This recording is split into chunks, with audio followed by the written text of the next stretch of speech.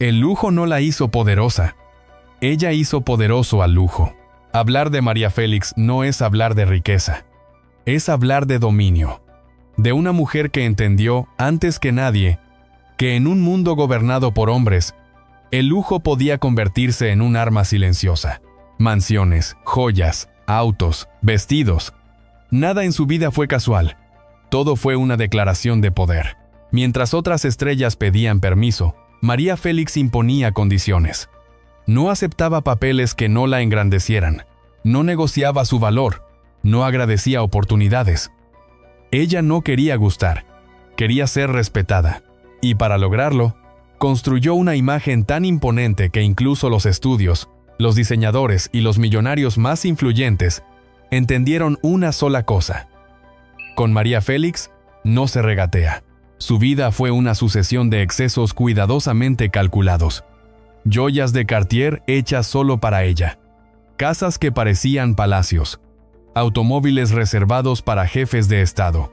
Vestidos que los diseñadores jamás se atreverían a repetir en otra mujer. No porque no pudieran, sino porque nadie más podía sostenerlos. Pero detrás de esa opulencia había algo mucho más inquietante.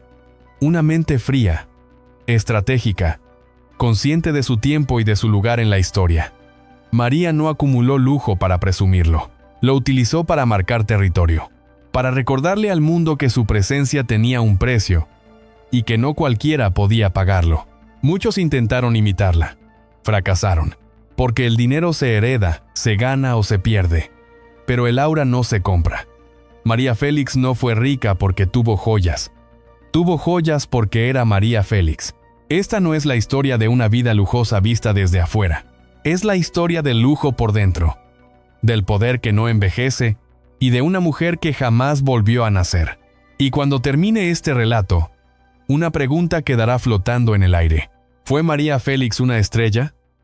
¿O fue el último gran imperio encarnado en una mujer?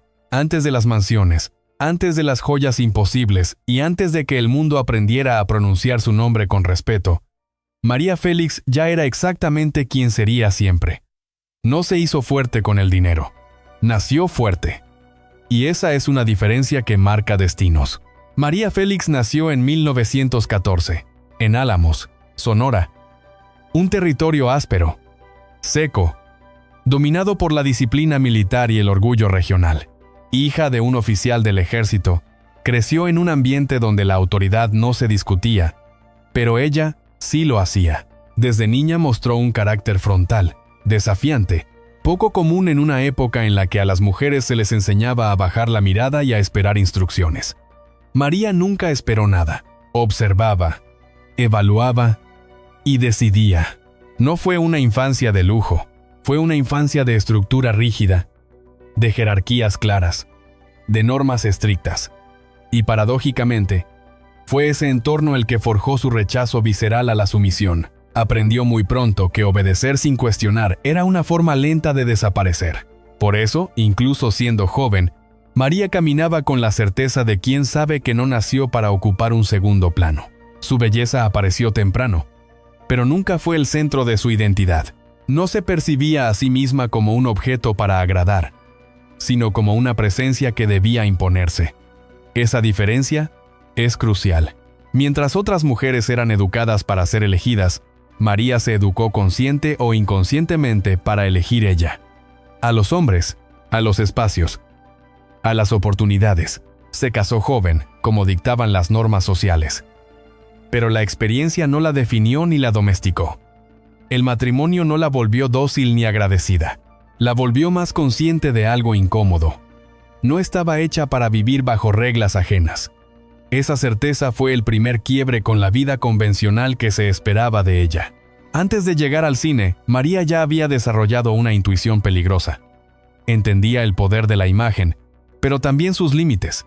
Sabía que la belleza abría puertas, pero que sin carácter, esas puertas se cerraban igual de rápido.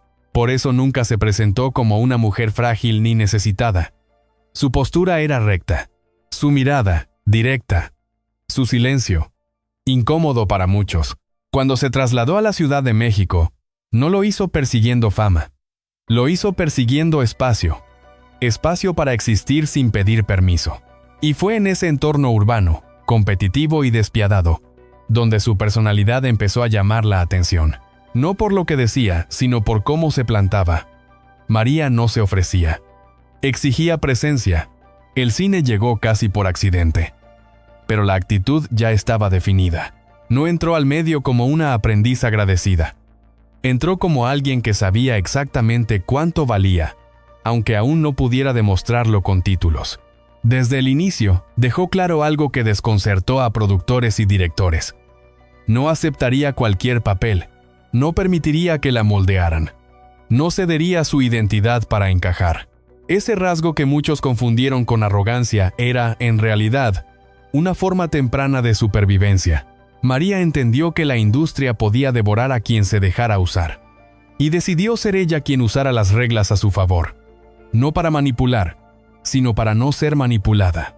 Su voz firme, su dicción impecable y su rechazo a los estereotipos femeninos tradicionales la colocaron rápidamente en una categoría aparte. No era la muchacha dulce, no era la amante sumisa, no era la víctima, era la mujer que miraba de frente, incluso cuando eso incomodaba. Y esa incomodidad se convirtió en su sello. La prensa empezó a notar algo distinto. No hablaban solo de su belleza, sino de su temperamento, de su frialdad elegante, de su manera de responder sin titubeos. María no suavizaba frases para agradar, decía exactamente lo que pensaba, aún sabiendo que eso cerraría puertas. Nunca le tuvo miedo al rechazo, porque no necesitaba aprobación para existir. Ese origen lejos del lujo, lejos de la complacencia explica por qué. Cuando la riqueza llegó, no la transformó. Solo amplificó lo que ya era. María no se deslumbró con el dinero porque ya se sentía completa sin él. Lo aceptó como una herramienta más, no como un fin, como una extensión natural de su posición, no como una validación. Mientras otras estrellas aprendían a adaptarse a los deseos del sistema, María aprendió a forzar al sistema a adaptarse a ella. No gritaba, no suplicaba, no negociaba desde la debilidad. Su poder residía en algo mucho más inquietante: la certeza absoluta de no necesitar nada que comprometiera su dignidad. Esa actitud se volvió evidente muy pronto. Productores entendieron que con ella no funcionaban los métodos habituales. No bastaban promesas ni halagos. Había que ofrecerle respeto, control y condiciones claras. María no quería entrar a la industria. Quería dominar su lugar dentro de ella. Así nació la semilla de la doña. No como un apodo impuesto, sino como una consecuencia inevitable. Porque María no interpretaba personajes fuertes. Era fuerte antes de interpretarlos.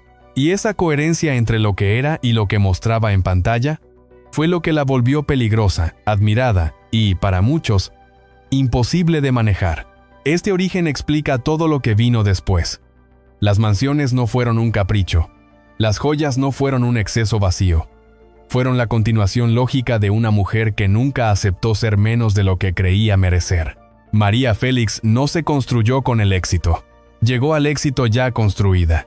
Y en la siguiente etapa de su vida, cuando el cine abrió sus puertas por completo, esa personalidad chocaría de frente con una industria que no estaba preparada para una mujer que no pedía permiso, sino que ponía condiciones. Cuando María Félix cruzó por primera vez las puertas del cine mexicano, no lo hizo con la humildad que el sistema esperaba de una debutante. Entró con una convicción que desconcertó a todos. No necesitaba al cine para existir. El cine tendría que adaptarse a ella. Esa actitud, en una industria acostumbrada a moldear y descartar mujeres, fue una provocación abierta. El contexto no era favorable. La época de oro del cine mexicano estaba dominada por figuras masculinas, directores con autoridad absoluta y estudios que decidían destinos con una firma. Las actrices jóvenes solían aceptar papeles menores, contratos rígidos y silencios obligados. María eligió otro camino. Desde el inicio dejó claro que no interpretaría personajes que la redujeran. No sería la víctima llorosa ni la amante sumisa. Solo aceptaría papeles que reflejaran poder.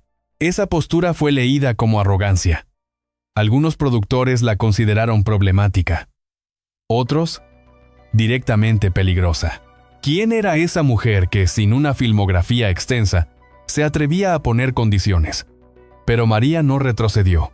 Sabía algo que ellos aún no habían entendido. Su presencia era distinta, no solo por su belleza, sino por la autoridad natural que proyectaba en silencio. Su debut no fue explosivo de inmediato, pero sí decisivo.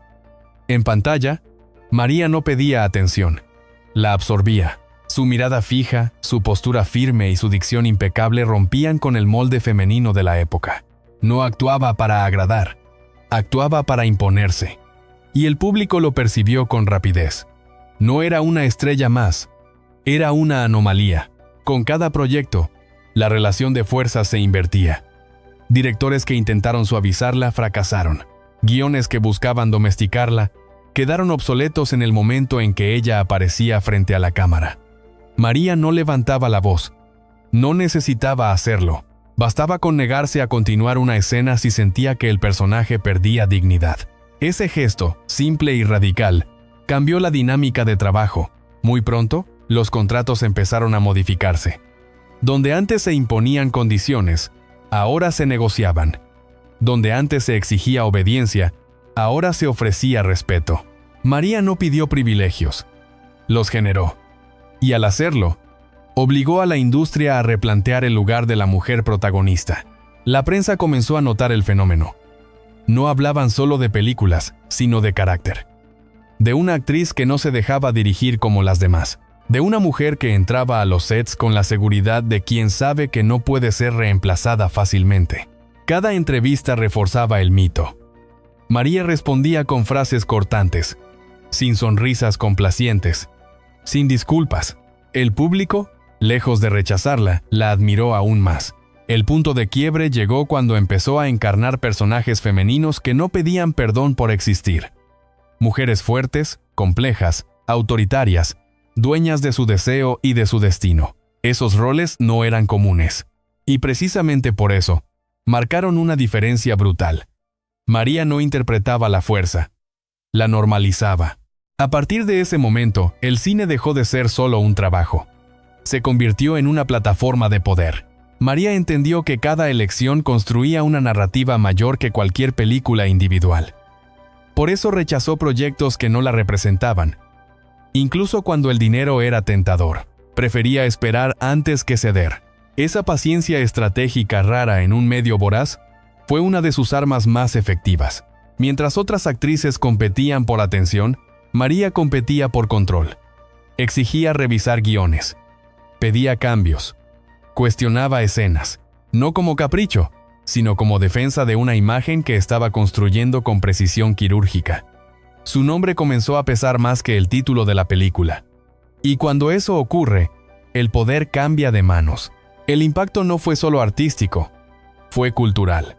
María empezó a redefinir lo que significaba ser una mujer en pantalla. No la mujer sufrida, sino la mujer que decide, no la que espera ser salvada, sino la que domina el espacio que habita.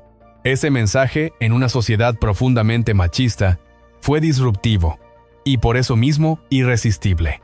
Los estudios, que al principio dudaron, entendieron la oportunidad. Con María, las películas no solo se vendían por la historia, sino por la promesa de una experiencia. El público sabía que verla era presenciar algo distinto, algo que incomodaba y fascinaba a la vez. Esa dualidad se convirtió en su sello. A medida que su prestigio crecía, María consolidó una regla inquebrantable: nunca aceptar menos de lo que creía valer. Eso incluía salario, condiciones de rodaje y control creativo. Su cachet comenzó a subir de forma sostenida, y con él, su influencia. Cada nuevo contrato establecía un precedente. Cada exigencia aceptada abría camino para las que venían detrás, aunque pocas se atrevieran a seguirlo. Pero el verdadero triunfo de esta etapa no fue económico, fue simbólico. María logró algo que parecía imposible: que el sistema se adaptara a una mujer sin domesticarla. No lo hizo con discursos ni militancia explícita. Lo hizo con decisiones concretas, con renuncias estratégicas y con una coherencia absoluta entre lo que era y lo que mostraba. Esa coherencia es la clave para entender todo lo que vendría después. Porque cuando el éxito se construye sin traicionar la esencia, el lujo no aparece como un exceso, sino como una extensión natural del poder. María no se transformó al ganar dinero. El dinero llegó para confirmar su posición. Al finalizar esta etapa, su nombre ya no era solo el de una actriz destacada. Era el de una fuerza autónoma dentro de la industria. Una mujer que había entrado al cine sin pedir permiso y que ahora podía dictar condiciones. El terreno estaba preparado para el siguiente salto. El momento en que su valor dejó de discutirse y su precio comenzó a incomodar a toda una industria. Ese es el punto en el que la historia da un giro definitivo. Porque cuando María Félix empezó a exigir lo que nadie se atrevía a pagarle a una mujer, el lujo dejó de ser una promesa futura y se convirtió en una realidad inmediata. Y ahí comienza la siguiente fase, la del dinero como poder absoluto. Llegó un momento en la carrera de María Félix en el que ya no se discutía si era talentosa, ni si era rentable, ni siquiera si era difícil. La discusión pasó a otro nivel, mucho más incómodo para la industria. ¿Cuánto costaba una mujer que no estaba dispuesta a ceder? En el cine mexicano de los años 40 y 50, los salarios seguían una jerarquía clara. Los grandes sueldos estaban reservados a los hombres. Cantinflas, Pedro Infante, Jorge Negrete. Las mujeres, incluso las más populares, debían conformarse con cifras menores y contratos rígidos. María Félix fue la primera en romper esa lógica sin pedir permiso ni disculpas. Cuando llegó el momento de renegociar sus contratos, María no aceptó el lugar que le ofrecían. No pidió aumentos graduales. Exigió cifras que obligaban a replantear todo el esquema salarial, y lo hizo con una frialdad que descolocó a productores y ejecutivos. No hablaba de esfuerzo ni de sacrificio. Hablaba de valor, de lo que aportaba en taquilla, de lo que su nombre garantizaba antes incluso de rodar una escena. Al principio, la reacción fue de resistencia. Algunos estudios intentaron presionarla. Otros buscaron alternativas. Creían que podían prescindir de ella. Pero el público ya había decidido. Las películas sin María eran eventos más. Las películas con María eran acontecimientos.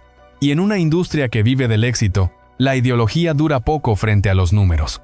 Así comenzaron a pagarse cifras impensables para una actriz. María no solo alcanzó el salario más alto entre las mujeres, en varios momentos superó a sus colegas masculinos. Aquello no fue solo un triunfo personal, fue un golpe directo al orden establecido. Una mujer, sola, sin padrinos visibles, estaba obligando a toda una industria a reconocer que el poder no tenía género. María no celebró ese logro con discursos ni gestos públicos, lo asumió como algo natural. Para ella, cobrar más no era un capricho, sino una consecuencia lógica de su posición. Esa normalidad con la que ejercía el poder era lo que más inquietaba. No parecía agradecida, no parecía sorprendida, parecía consciente. El impacto se extendió más allá de México.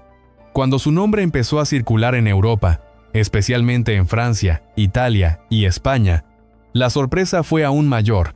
Allí, María no era vista como una estrella exótica, sino como una figura aristocrática, imponente, distinta a todo lo que ofrecía el cine latinoamericano hasta entonces. Sus contratos europeos incluyeron salarios elevados, control creativo y una libertad que pocas actrices tenían.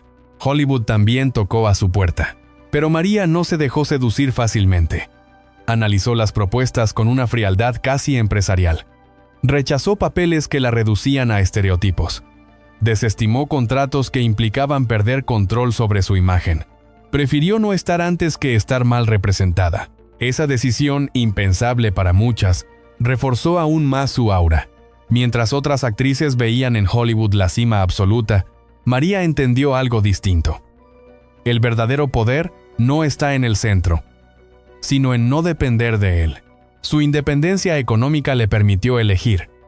Y esa capacidad de decir no fue su mayor lujo. Con el dinero llegó otra etapa. No de ostentación impulsiva, sino de construcción estratégica. María empezó a invertir. Compró propiedades. Adquirió obras de arte. Se rodeó de objetos que no solo tenían valor monetario, sino simbólico. Cada compra era una extensión de su identidad. No acumulaba por ansiedad. Seleccionaba. Su relación con el dinero era distante, casi intelectual. No lo veneraba, lo utilizaba.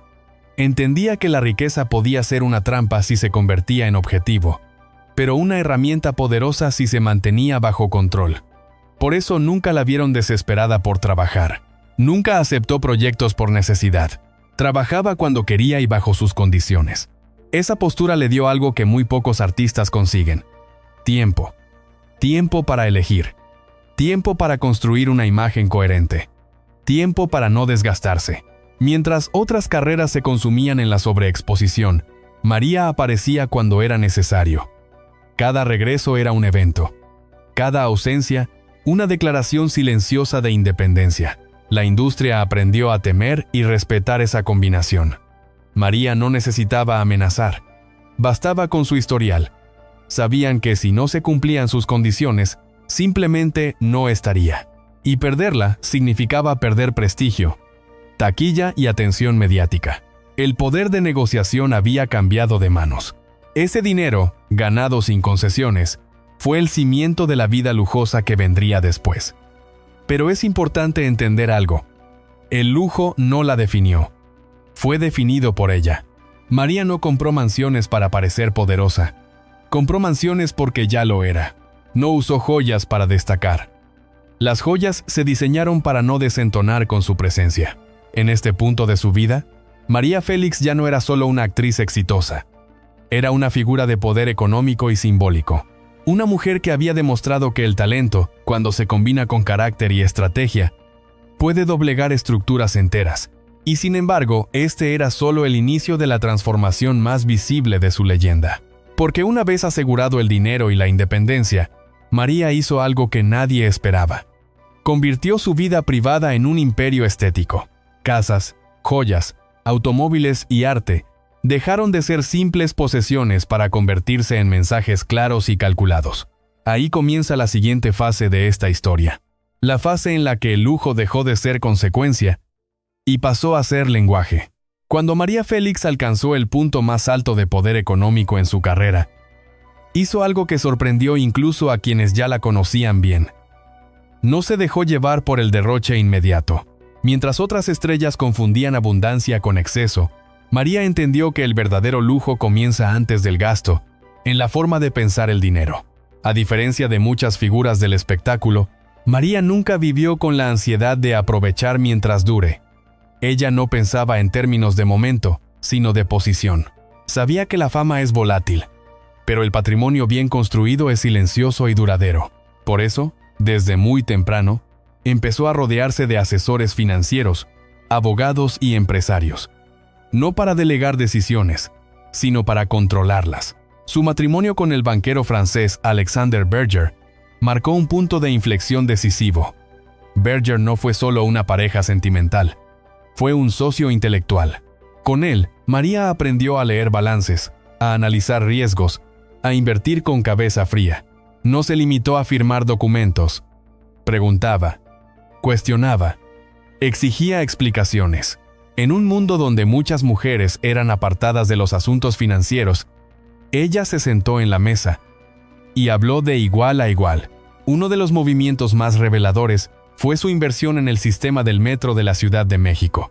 No era una inversión glamorosa, no daba portadas, pero garantizaba algo que María valoraba profundamente: ingresos constantes y estabilidad a largo plazo.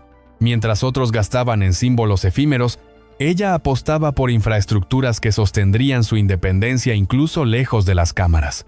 También invirtió en bienes raíces con una precisión casi quirúrgica. No compraba por impulso.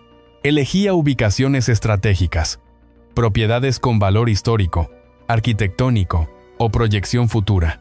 Cada adquisición respondía a una lógica clara: preservar y multiplicar el poder, no solo exhibirlo. María no acumulaba casas, construía territorio. Esa misma lógica aplicó a sus gastos personales. Aunque su imagen pública estaba asociada al lujo, en privado era sorprendentemente austera en ciertos aspectos. No desperdiciaba.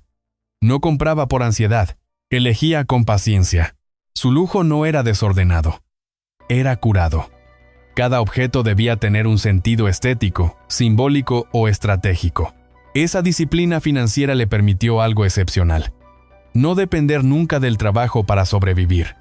Trabajaba porque quería, no porque necesitara hacerlo. Esa libertad redefinió su relación con el cine, con los contratos y con el tiempo. Podía rechazar proyectos sin miedo.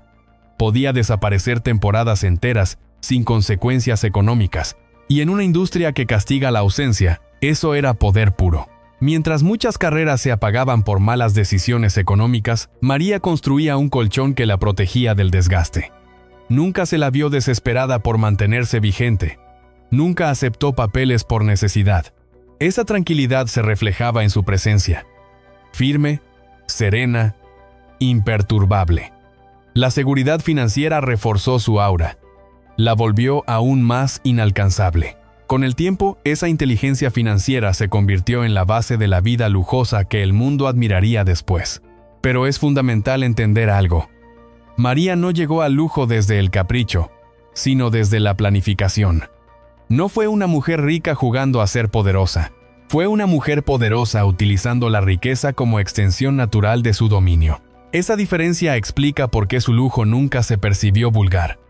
No había exceso sin propósito. No había ostentación nerviosa. Todo estaba en equilibrio. María sabía exactamente cuánto mostrar y cuánto reservar. Y esa contención, en un entorno acostumbrado al espectáculo constante, resultaba profundamente elegante.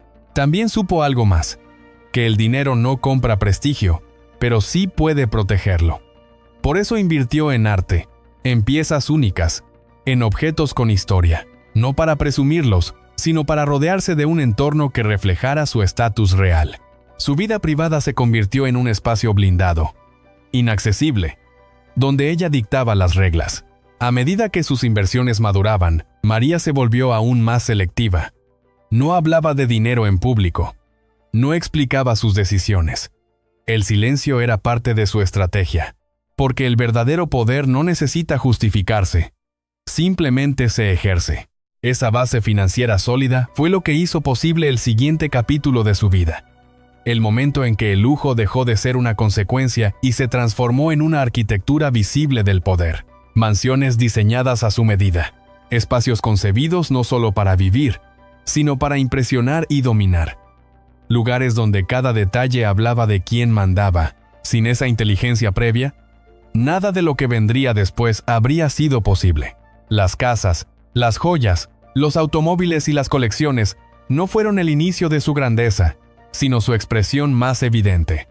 María Félix no construyó su imperio desde el exceso, sino desde la claridad mental, y es precisamente esa claridad la que nos conduce al siguiente capítulo. El momento en que el dinero, bien administrado, se convirtió en palacios de piedra, mármol y silencio, diseñados para dejar claro que el lujo, cuando es auténtico, no grita, impone. Cuando María Félix empezó a invertir en arquitectura, no lo hizo para acumular propiedades, sino para construir escenarios de autoridad. Para ella, una casa no era un refugio íntimo ni un lujo doméstico. Era un mensaje, un espacio que debía hablar incluso cuando ella no estuviera presente. Y lo que esos espacios dijeron fue claro. Aquí vive alguien que manda. Su primera residencia importante en Polanco marcó el inicio de esa filosofía. No era ostentosa en exceso, pero sí precisa. Ubicación estratégica, líneas limpias, materiales nobles. María entendía que la verdadera elegancia no necesita exageración. Esa casa fue el ensayo general de algo más ambicioso.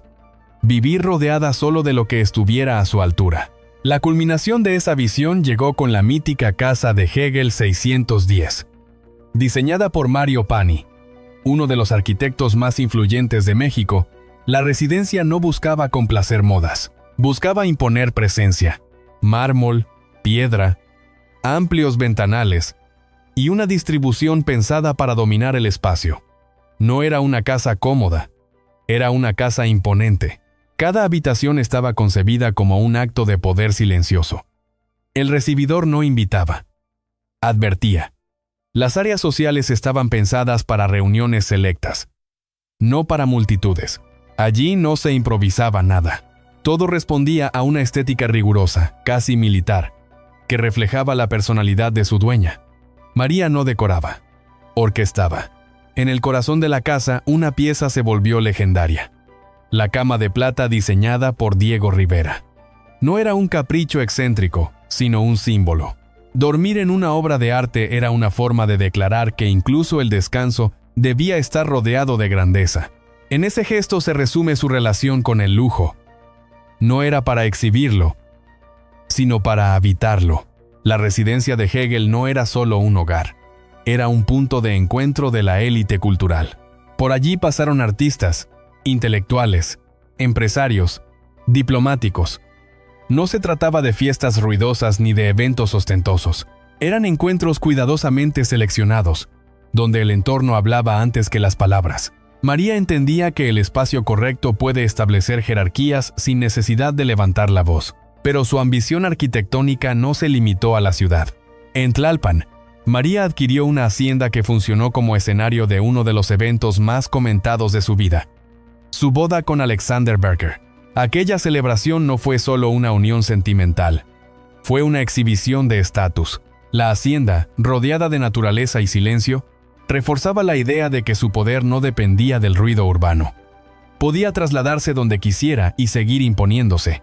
Cada propiedad tenía una función distinta dentro de su estrategia personal: la casa urbana para la visibilidad y el control social, la hacienda para la exclusividad y el retiro selectivo. Nada estaba duplicado. Nada era redundante. María no coleccionaba espacios, los asignaba. Años después, cuando su presencia en Europa se volvió constante, hizo lo inevitable: adquirió un apartamento en París. No en cualquier zona, sino cerca del Arco del Triunfo. El mensaje era inequívoco. María no visitaba Europa como turista, se instalaba como igual. Su hogar parisino reflejaba el mismo rigor estético: sobriedad, piezas únicas, arte cuidadosamente elegido. Allí no había folclore latino ni concesiones exóticas. Era una casa europea para una mujer que había decidido ser universal. Lo fascinante de sus propiedades no era el costo, que ya de por sí era elevado, sino la coherencia entre ellas. Todas compartían una misma lógica: espacios amplios, materiales duraderos, ausencia de ornamentos innecesarios. María detestaba lo superfluo. El lujo, para ella, debía ser sólido, no decorativo. Por eso eligió piedra, mármol, metal, materiales que resisten el tiempo, como ella. Incluso en los jardines había intención. No eran exuberantes ni caóticos. Eran controlados, geométricos, casi disciplinados. La naturaleza, en sus dominios, también obedecía a un orden. Nada crecía al azar. Esa obsesión por el control no era una manía, era una extensión de su carácter. Cuando, años después, la casa de Hegel fue demolida, el impacto fue simbólico. Para muchos, fue un acto de barbarie cultural. Para otros, una señal del paso del tiempo. Pero lo cierto es que la demolición no destruyó su legado. Al contrario, lo reforzó. Porque una casa puede desaparecer, pero la imagen de quien la habitó permanece. María nunca habló públicamente de sus casas con nostalgia. No se aferraba a los objetos. Sabía que el poder real no reside en la posesión, sino en la capacidad de crear. Y ella había creado espacios que marcaron una época. No necesitaba defenderlos. Ya habían cumplido su función. Ese desapego final revela algo esencial. Las casas fueron herramientas, no refugios emocionales. María no se escondía en ellas. Las usaba. Y cuando dejaron de ser necesarias, las dejó ir sin drama. Esa frialdad elegante es lo que diferencia a quien compra lujo de quien lo domina. Con sus propiedades, María Félix demostró que el verdadero lujo no es tener muchas casas, sino habitar solo aquellas que reflejan exactamente quién eres. Cada muro, cada objeto, cada vacío estaba alineado con su identidad. Nada sobraba, nada faltaba. Pero si la arquitectura fue su manera de imponer presencia en el espacio, todavía quedaba un terreno donde su dominio sería aún más personal y visible. Un territorio donde el lujo no se habita, sino que se lleva sobre el cuerpo. Y allí María alcanzaría un nivel de exclusividad que ni siquiera los más ricos podían comprar. Ese territorio tenía un nombre: Cartier. En el universo del lujo existe una diferencia crucial entre comprar y mandar a crear. María Félix nunca fue clienta de Cartier. Fue su excepción. Y esa distinción, invisible para muchos, define el punto más alto de su dominio estético y simbólico.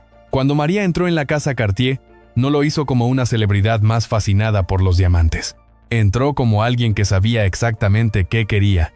Y, sobre todo, como alguien a quien no se le podía decir que no.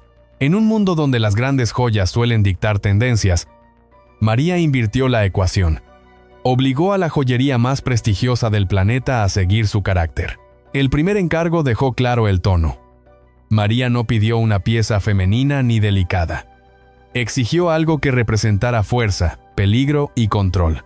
Así nació el legendario collar de serpiente, una obra monumental compuesta por 2.473 diamantes, diseñada para envolver el cuello como un animal vivo, tenso, vigilante. No era un adorno, era una advertencia. La serpiente no simbolizaba tentación, simbolizaba autoridad.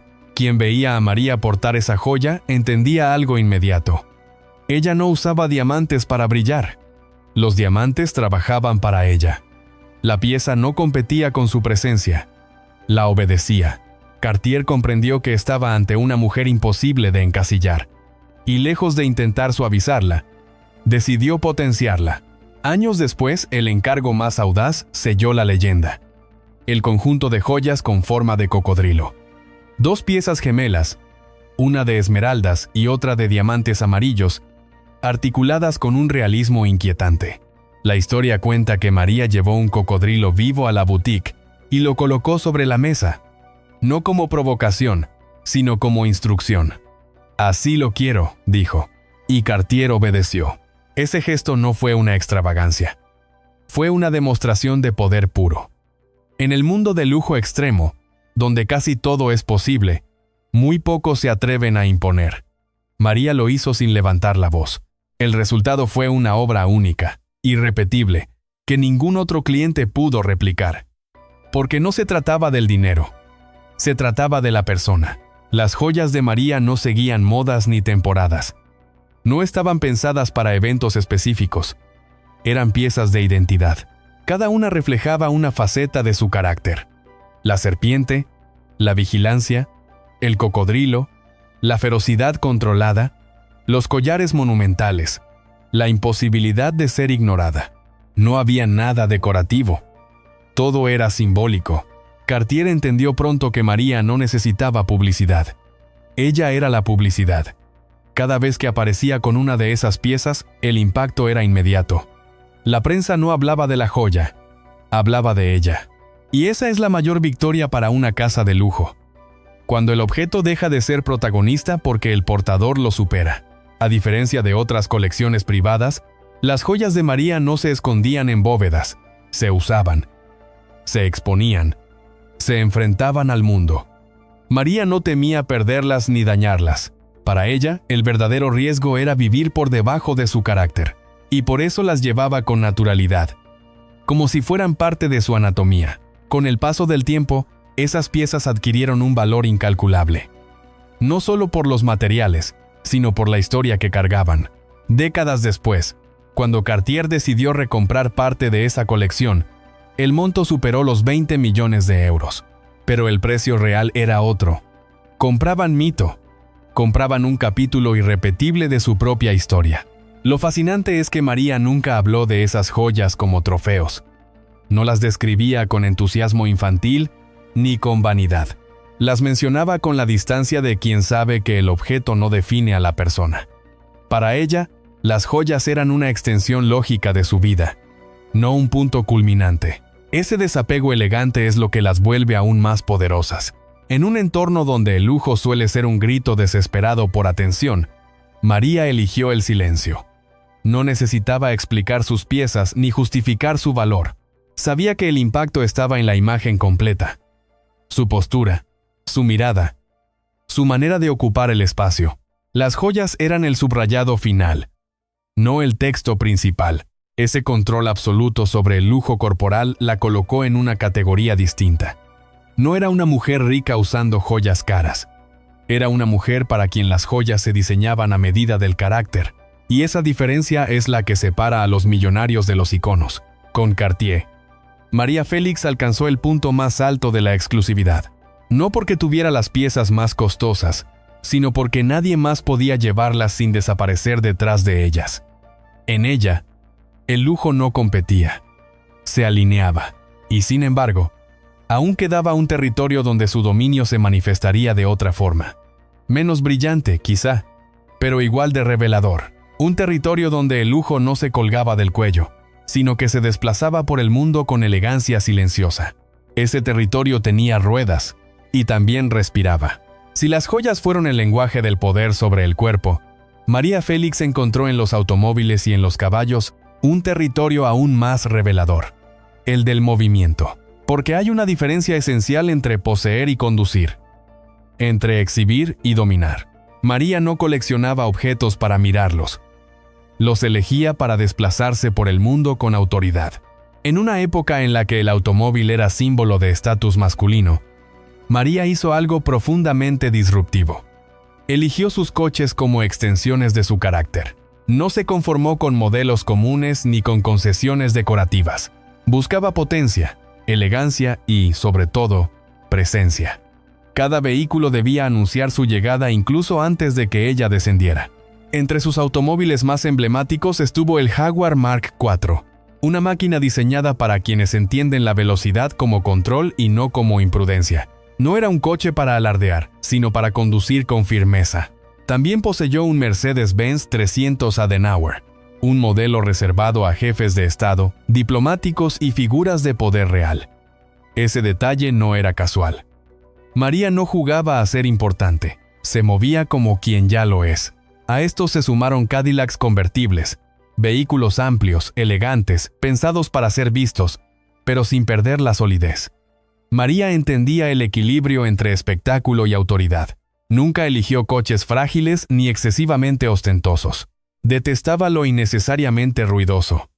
Para ella, el lujo debía avanzar con aplomo, no con estridencia.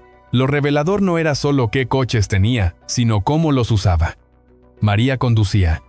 No se sentaba atrás por comodidad ni por tradición. Tomaba el volante. Decidía la ruta. Esa imagen, una mujer poderosa al mando de su propio desplazamiento, rompía con la iconografía femenina de su tiempo. No era acompañante, era protagonista. Pero si los automóviles representaban el control moderno, los caballos revelaban una conexión más antigua y profunda con el poder. María no se limitó a montar ocasionalmente. Invirtió en un criadero de caballos pura sangre en Francia, 87 ejemplares seleccionados con rigor absoluto. No era una afición caprichosa, era una declaración de linaje. En el mundo ecuestre, no basta con tener dinero. Se necesita conocimiento, paciencia y respeto por la tradición. María dominaba ese universo con la misma naturalidad con la que imponía condiciones en el cine. Conocía las líneas de sangre. Entendía el temperamento de cada animal. Sabía que un buen caballo no se compra, se reconoce. Para ella, el caballo representaba algo que ningún objeto podía ofrecer. Poder vivo, fuerza contenida, elegancia en movimiento y, sobre todo, una relación basada en el respeto mutuo. María no toleraba animales sometidos por miedo. Buscaba a aquellos que respondieran a la autoridad sin perder su espíritu. En eso, los caballos eran un espejo perfecto de su propia filosofía. Mientras otras figuras del espectáculo se conformaban con símbolos rápidos de estatus, María elegía territorios que exigían compromiso real. Mantener un criadero en Francia no era cómodo ni sencillo. Implicaba viajes constantes, supervisión directa y decisiones difíciles. Pero también garantizaba algo invaluable: pertenecer a una élite que no se compra con fama. En Europa, su figura adquirió una dimensión distinta. No era vista como una actriz latinoamericana extravagante, sino como una mujer de mundo, capaz de moverse con naturalidad entre aristócratas, empresarios y criadores de sangre noble. Sus caballos no eran una curiosidad, eran una credencial silenciosa. El contraste entre el rugido controlado de un motor y el galope contenido de un pura sangre revela la complejidad de su relación con el lujo. María no se definía por una sola estética. Podía dominar la modernidad y la tradición con la misma firmeza. Sabía cuándo acelerar y cuándo observar, cuándo mostrarse y cuándo desaparecer. Ese dominio del movimiento le dio algo más. Libertad real. No dependía de nadie para trasladarse, para retirarse, para volver. Sus coches y sus caballos eran herramientas de autonomía. Le permitían salir del foco cuando lo deseaba y reaparecer con la misma fuerza. En un mundo que intenta encasillar a las mujeres, María se reservó el derecho de ir y venir sin explicaciones. La prensa, fascinada, hablaba de su colección con asombro, pero María nunca alimentó el mito con detalles innecesarios. No enumeraba modelos ni cifras. Para ella, el verdadero lujo estaba en no justificar nada. Quien entiende, entiende. Quien no, no importa. Ese silencio selectivo reforzaba su imagen.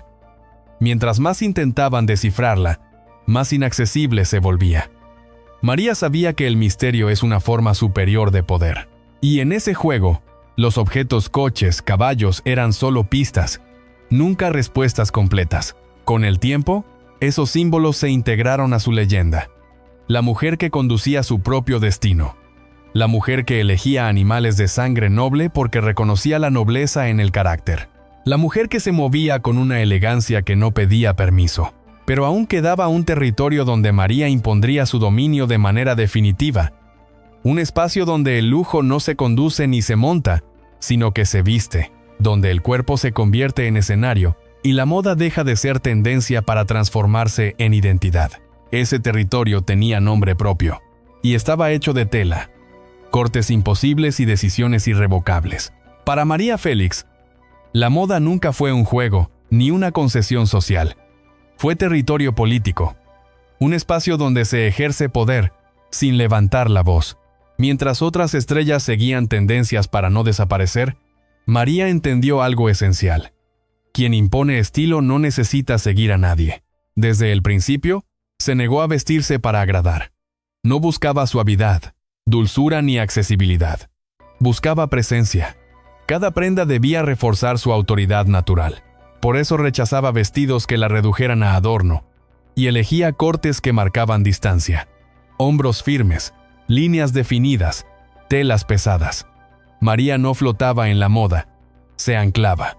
Las grandes casas europeas lo comprendieron muy pronto. Christian Dior, Balenciaga, Chanel, Givenchy, Yves Saint Laurent no veían en ella a una clienta caprichosa, sino a una fuerza estética. Vestir a María Félix no era un favor, era un desafío, porque no aceptaba imposiciones, probaba, observaba, y si algo no la representaba, lo descartaba sin explicación. No negociaba con su imagen. El caso de Balenciaga se volvió legendario. El diseñador, conocido por su perfeccionismo extremo, presentó un vestido pensado para ella. María lo observó en silencio. Lo tocó, lo midió con la mirada y pidió cambios, ajustes que nadie se atrevía a sugerirle a Balenciaga. Y Balenciaga aceptó, no por cortesía, sino porque entendió que María sabía exactamente lo que hacía. Ese episodio resume su relación con la moda. No se sometía al genio creativo, dialogaba de igual a igual, porque María no era un maniquí. Era una presencia que obligaba a repensar el diseño. En ella, la ropa no definía al cuerpo, el cuerpo redefinía la ropa. Uno de los momentos más icónicos fue el abrigo de plumas de pavo real diseñado por Dior. No era una prenda cómoda ni práctica, era una declaración visual. Cuando María lo llevaba, no entraba a una habitación. La ocupaba por completo. Ese abrigo no pedía atención. La absorbía. Y sin embargo, nunca eclipsaba a su portadora. La engrandecía. Lo mismo ocurrió con sus vestidos de noche. Siempre sobrios, siempre imponentes. Nada de volantes innecesarios. Nada de frivolidad. María entendía que la verdadera elegancia no reside en el exceso, sino en la contención precisa. Sus vestidos hablaban de control, no de exhibicionismo. Incluso en eventos sociales, donde la expectativa era deslumbrar, María elegía el impacto silencioso. Prefería un solo color, una sola línea, un solo gesto. Sabía que la simplicidad, cuando se sostiene con carácter, resulta intimidante. Y ella no temía incomodar. Los accesorios seguían la misma lógica. Nunca muchos, nunca pequeños, siempre significativos. un collar monumental, un anillo con historia, un broche que parecía una insignia. María no acumulaba adornos, portaba símbolos. Cada pieza debía justificar su presencia. Su relación con los zapatos es otro capítulo revelador. Roger Vivier, el zapatero más influyente de la alta costura, no solo diseñó calzado para ella, exhibió sus zapatos en museos, porque María no caminaba, desfilaba sin saberlo. Su forma de moverse transformaba el objeto en arte. No necesitaba pasarela, su andar era suficiente. La moda, en su vida, no fue juventud ni renovación constante. Fue coherencia. A diferencia de otras figuras que cambiaban de imagen para adaptarse al paso del tiempo, María se mantuvo fiel a una estética sólida. Envejeció sin suavizarse. No intentó parecer joven, intentó parecer intocable. Y lo logró. Ese rechazo a la nostalgia estética fue profundamente disruptivo. María no negó la edad, la incorporó. Ajustó cortes, materiales, colores, pero nunca renunció a la autoridad. Mientras la industria exigía juventud eterna, ella exigía respeto eterno, y su imagen lo transmitía con claridad. La moda, en María, se convirtió en una extensión de su pensamiento. No respondía a temporadas ni a revistas. Respondía a una lógica interna inquebrantable. Vestirse era una decisión estratégica. Cada aparición pública estaba calculada para reforzar una idea. Aquí estoy. Y sigo mandando. Esa constancia la volvió irrepetible. Porque la moda puede copiarse, pero el carácter no. Muchas intentaron imitar sus looks. Ninguna logró replicar el efecto. Faltaba algo invisible. La convicción absoluta de quien sabe que no necesita aprobación. María no vestía para gustar. Vestía para existir en sus propios términos. Con el tiempo, su imagen quedó grabada como referencia ineludible. No como musa frágil, sino como arquitecta de sí misma. Una mujer que usó la moda no para esconderse, sino para mostrarse tal como era. Fuerte, intransigente, elegante sin concesiones. Ese dominio total del cuerpo como escenario cerró el círculo del lujo visible. Joyas, casas, coches, vestidos, todo alineado con una misma idea. El lujo verdadero no es acumular, sino sostener una identidad sin fisuras. Y sin embargo, aún quedaba una dimensión más profunda. Una que no se mide en objetos ni en apariciones. Una dimensión donde el lujo se vuelve silencioso y la verdadera grandeza se revela en la elección de cuándo retirarse. Ese territorio no se viste ni se conduce. Se piensa. Llegada a la madurez absoluta de su vida, María Félix entendió algo que muy pocos comprenden, incluso después de una existencia entera de éxitos. El verdadero lujo no se ve, no se cuelga del cuello, no se estaciona frente a una alfombra roja y no se aplaude en un estreno. El verdadero lujo es poder elegir el silencio sin desaparecer.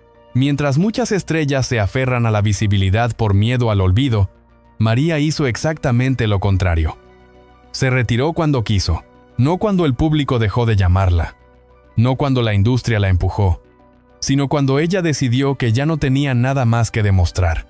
Ese gesto, en una carrera construida sobre control absoluto, fue su última gran declaración de poder. María no anunció su retiro con dramatismo. No escribió memorias buscando redención. No concedió entrevistas explicativas. Simplemente empezó a decir no. No a proyectos. No a eventos. No a compromisos innecesarios. Entendía que la sobreexposición degrada incluso a los mitos. Y ella se negó a convertirse en una figura repetida. Su relación con el cine cambió de naturaleza. Ya no lo necesitaba como plataforma ni como validación. El cine había cumplido su función. Darle independencia, poder económico y un lugar inamovible en la historia cultural. Seguir apareciendo habría sido, para ella, una forma de traicionarse. En esa etapa, su vida se volvió deliberadamente privada. No hermética, pero sí selectiva. María seguía recibiendo a personas cuidadosamente elegidas. Artistas, intelectuales, empresarios, conversaciones profundas, sin cámaras, sin flashes. Allí no se hablaba de nostalgia, sino de ideas, de política, de arte, de poder. María nunca fue una mujer anclada en el pasado. Le interesaba el presente. ¿Y quién tenía el control en él? Ese retiro parcial fortaleció aún más su aura. Porque mientras más se ausentaba, más crecía el mito. El público no la olvidó. Al contrario, empezó a idealizarla. Cada aparición esporádica se convertía en acontecimiento. Cada fotografía reciente era analizada como si se tratara de una reliquia. María había logrado algo excepcional: desaparecer sin diluirse. Su silencio no fue vacío, fue estratégico. No necesitaba defender su legado porque sabía que estaba blindado. No necesitaba corregir versiones ni aclarar malentendidos. El poder real no discute su lugar, lo ocupa. Incluso en sus últimos años, María mantuvo intacta su postura frente al mundo. No se permitió caer en la autocompasión ni en la nostalgia fácil. Envejeció sin pedir indulgencia, sin suavizar su carácter para resultar aceptable. Su rostro cambió, sí, pero su mirada no. Seguía siendo directa, desafiante, consciente. El tiempo no la volvió frágil, la volvió más inaccesible. Ese es un detalle fundamental para entender su grandeza final.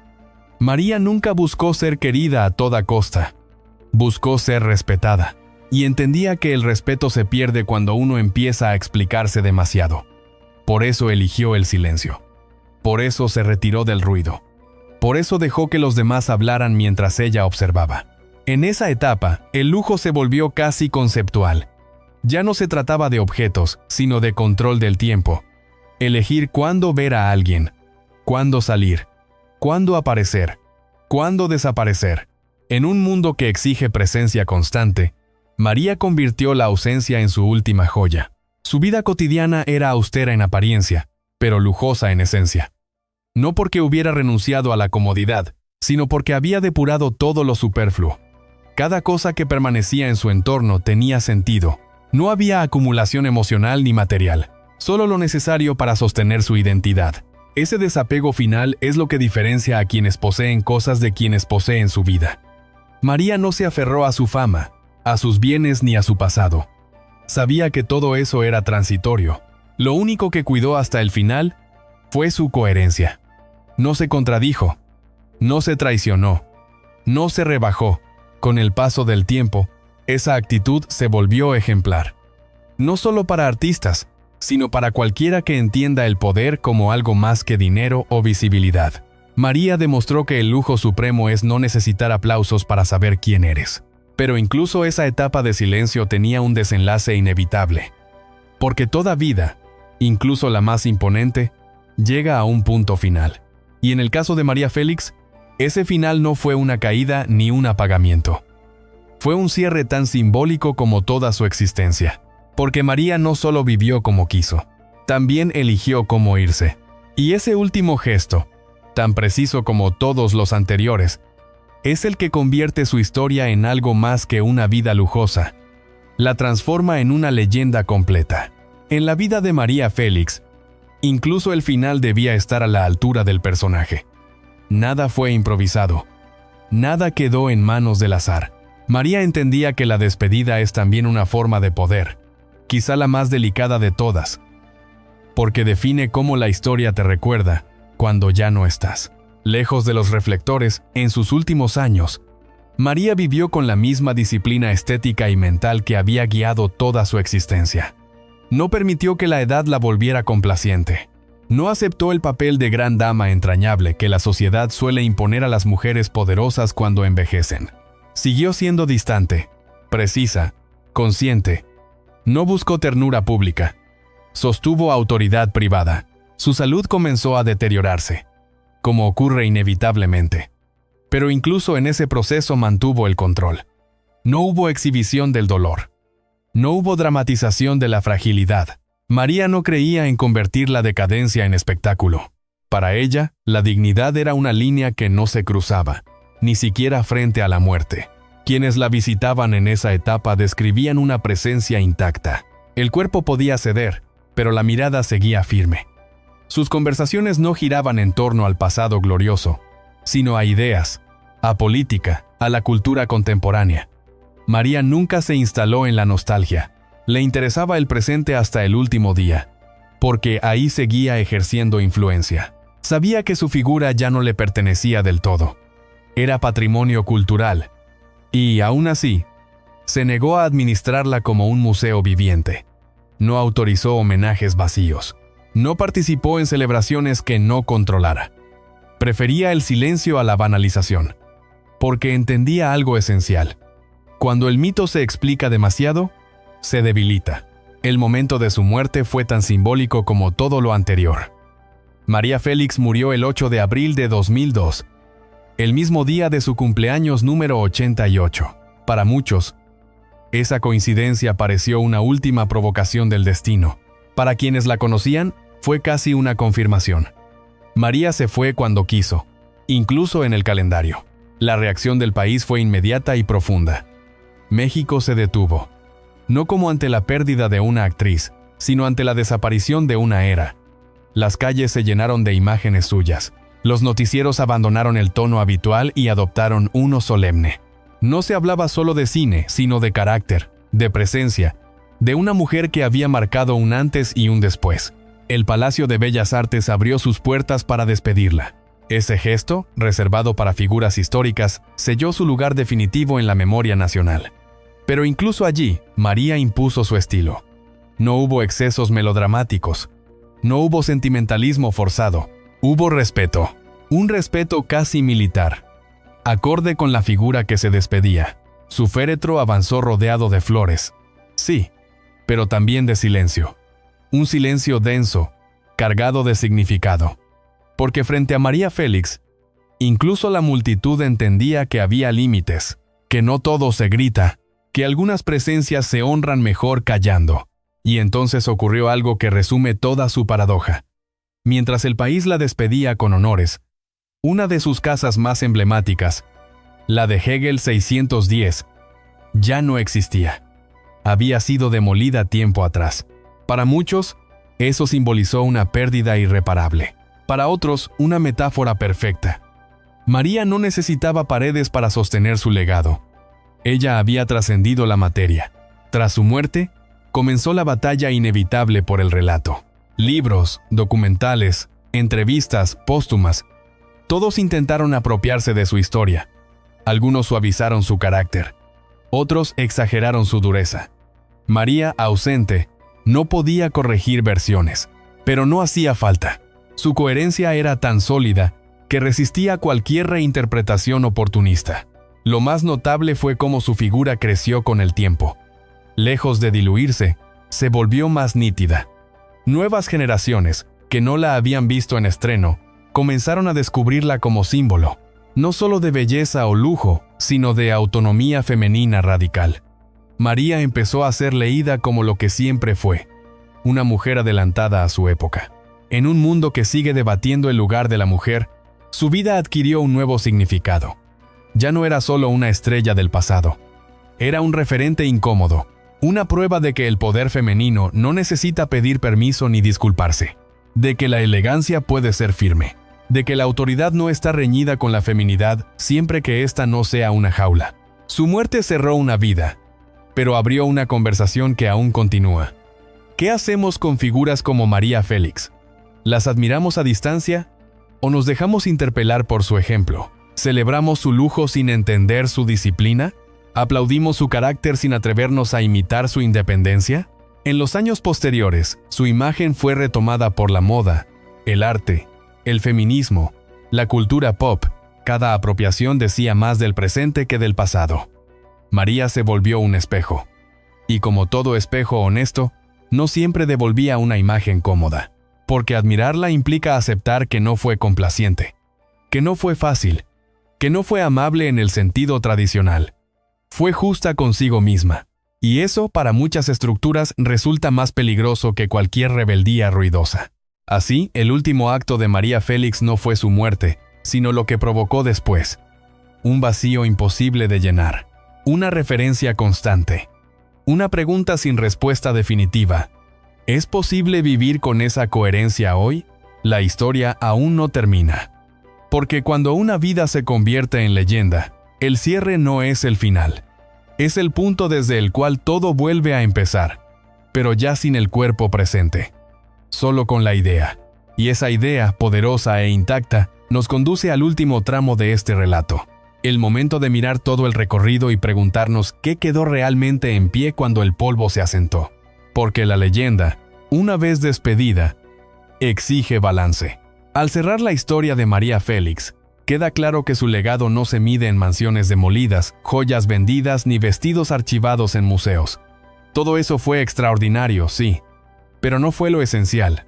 El verdadero lujo que María dejó al mundo fue la coherencia absoluta entre lo que pensó, lo que dijo y lo que vivió. María no fue poderosa porque tuvo dinero. Tuvo dinero porque nunca aceptó vivir desde la debilidad.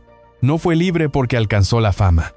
Alcanzó la fama porque ya era libre. En un siglo que intentó domesticar a las mujeres brillantes, ella eligió ser incómoda antes que obediente, distante antes que complaciente, respetada antes que querida. Su vida demuestra que el lujo auténtico no consiste en acumular, sino en no necesitar justificar nada.